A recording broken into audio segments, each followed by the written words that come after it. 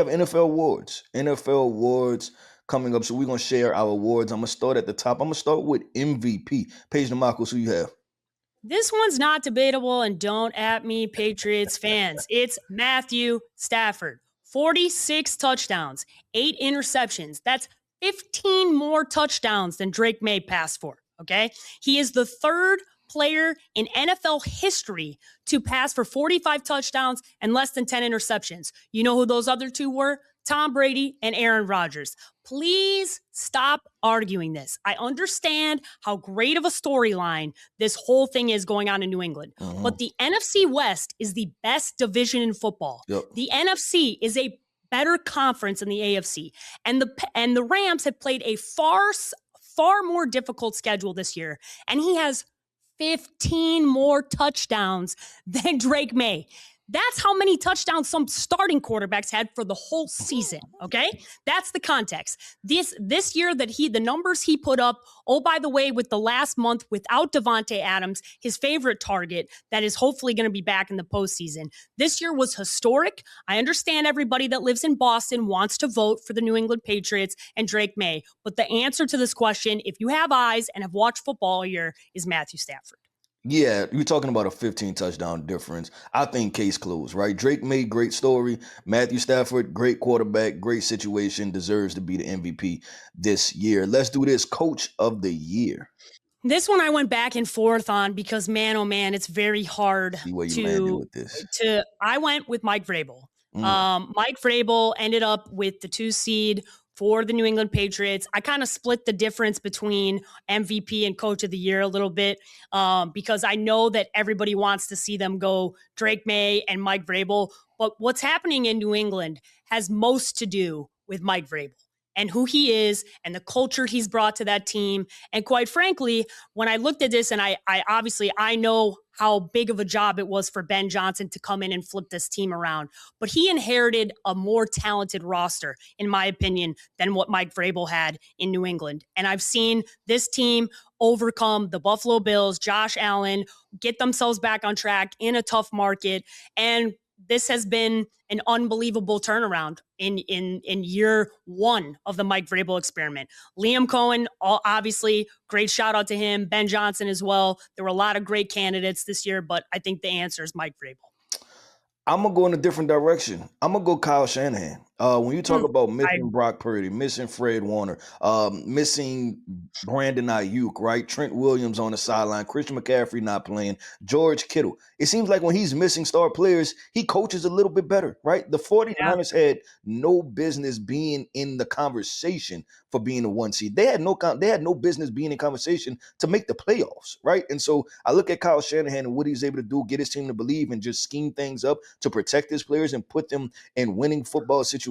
I say, man, just it's a no to him. We didn't even talk about the 49ers to the last month of the season because once they sustained these injuries, we said that it wasn't sustainable for them to keep on winning. They've kept on winning. And so have to give Kyle Shanahan all the credit in the world, man, to miss that many all-pro, all-time great players, right? You're talking about all-time great players when you talk about George Kittle, Fred Warner, Christian McCaffrey, and the Nick Bosa. Yeah, Nick Bosa. Yeah. Not about Bosa, yes. Yeah, I think if I could give an assistant coach of the year out, I'd give it to Robert Saleh. I think if you're a New York Jets fan, you got to be looking across the pond and going, yeah, maybe it wasn't Robert Saleh. Yeah. Considering you guys went the entire season and had 0 interceptions on defense for the New York Jets.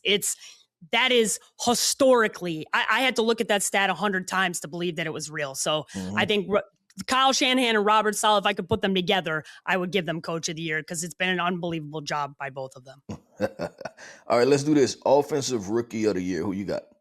This is Territola McMillan, and I have really liked, obviously, what Emeka Egbuka did at the beginning of the year, but this has a lot to do with how you finished the year. And the back half of this season, T-Mac has been by far and away the most explosive and most necessary part of his offense.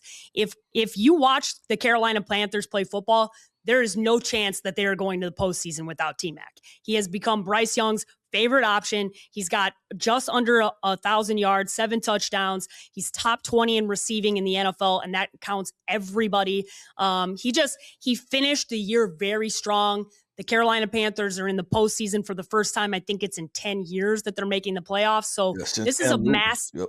Yeah, this is a massive deal for them. And T-Mac played a major part in this. And if they didn't call a horrendous offensive pass interference against him in the Bucs game, they would have won that game too. So it's T-Mac, slight edge over Emeka Buka, who also had a great year. Yeah, I agree 100%. I went T-Mac. You said it, 1,000 yards receiving, 7 touchdowns. And more importantly, he's become the go-to number one option for a playoff team, right? As a rookie, you don't see that. And I said it, I'm going to say it again. This guy reminds me of Keenan Allen all over again, right? Just the savviness, his trusting hands, be able to track the football, big body, go over defensive backs. So I'm going with T-Mac also. Let's wrap this thing up, talking about NFL superlatives. Let's wrap it up with NFL awards. Let's wrap it up with Defensive Rookie of the Year. Who you got? This one is also very easy, and a guy that I wouldn't have thought came into it, and that's Carson Schwarzenegger from the Cleveland Browns. He's had an unbelievable year. There were a lot of great candidates, including a couple of guys in Atlanta that I looked at and thought, maybe I could give it to them. But when you look at what he did for this Cleveland Browns defense, how his tackles, the impact he had in the game, and he wasn't even the guy you thought would be in this conversation. You thought it might be Mason Graham as the defensive rookie of the year, but it ends up being Carson, who played a big factor for this Cleveland Browns team. So a lot of great defensive rookies this year, a lot of guys that played a big impact, but I liked Carson for the Cleveland Browns. I went in a different direction. I went with the Atlanta rookie that we talked about, James Pierce Jr., man. Having 10 sacks on a season and filling a role in a void that the Atlanta Falcons have been missing for upwards of 10, 15 years, right? Historically, they've been one of the worst teams when it comes to getting sacks, I think, over the past 25 years, going back to John Abraham, right? And that was a long time ago. So have to give James Pierce Jr. all the credit. He was a young man that they traded back up for into the first round, right? And he hit the ground running, man, and he appears to be on track to be one of the best edge rushers or young edge rushers that we're going to have in today's game. So I went with James Pierce. I respect the Carson Schwarzenegger one for sure. Yeah.